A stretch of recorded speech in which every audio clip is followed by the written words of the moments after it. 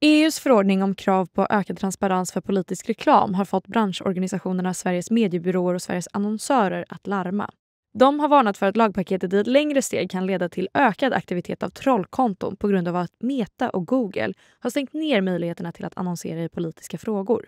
De har ju väldigt mycket användare på sina plattformar.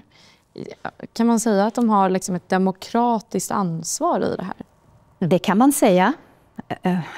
De har ju ett demokratiskt ansvar. Sen ska man ju ha med sig att det är amerikanska företag som drivs av affärsintresse. Så att de förhåller sig till sin verksamhet på ett lite annat sätt än någon annan spelare som tänker då på demokratin från kanske en myndighet eller en civilsamhällelig organisation eller vad det nu kan vara. Affärsintresse och näringsliv är det som kommer först. Trollkonton uppstår antingen manuellt, att det är en person som sitter och trollar, eller automatiserat.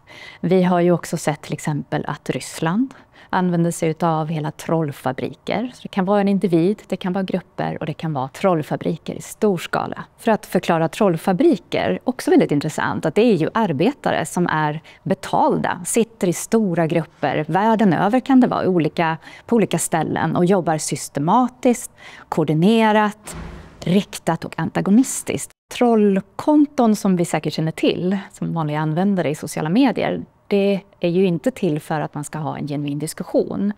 Utan det handlar om att försöka provocera och polarisera.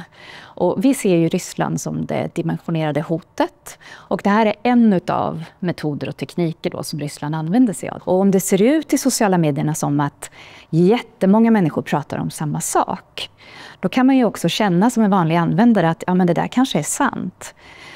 För man möts av samma budskap hela tiden. Och det är det som är poängen med just spridningen av vilseledningen då genom de här trollkontona. Det ser ut som att det är jättemånga som pratar om en och samma grej. Syftet med trollkonton är att påverka tilliten i ett samhälle, både människor emellan och till institutionerna. När tilliten urholkas påverkas demokratin i ett längre led. Inför val eller andra viktiga händelser försöker man skapa misstro genom att använda ord som valfusk och att många är arga. Det är för att försöka skapa splittring och ifrågasätta den demokratiska processen. Och då blir vi svagare och det är också i slutändan det som man vill. Man vill splittra oss inifrån. Ju svagare vi blir, desto mer kan otillbörlig informationspåverkan få fäste, desinformationen.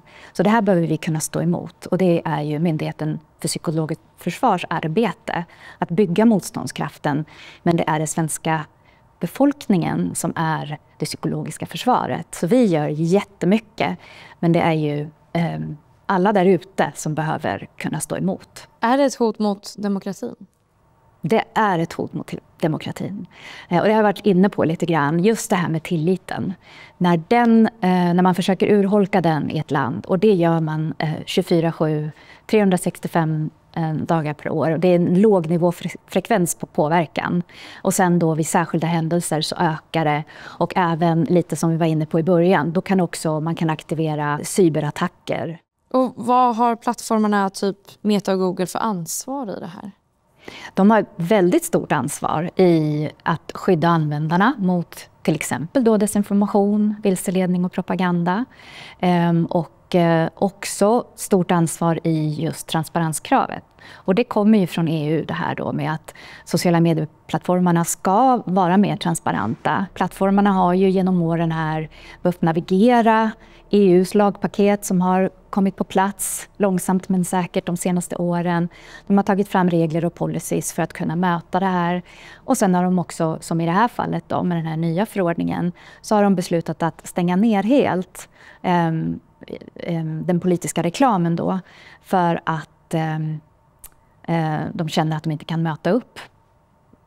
Men lika väl så är ju företagen fortfarande, eller sociala medieplattformarna, är ju fortfarande lika stora, globala. De når ut och de spelar en väldigt stor roll just vad gäller spridningen av opinion och medielandskap, formationen av den. Så att det finns ju grundläggande frågor här som kommer att behöva svaras på utifrån plattformarnas sida också.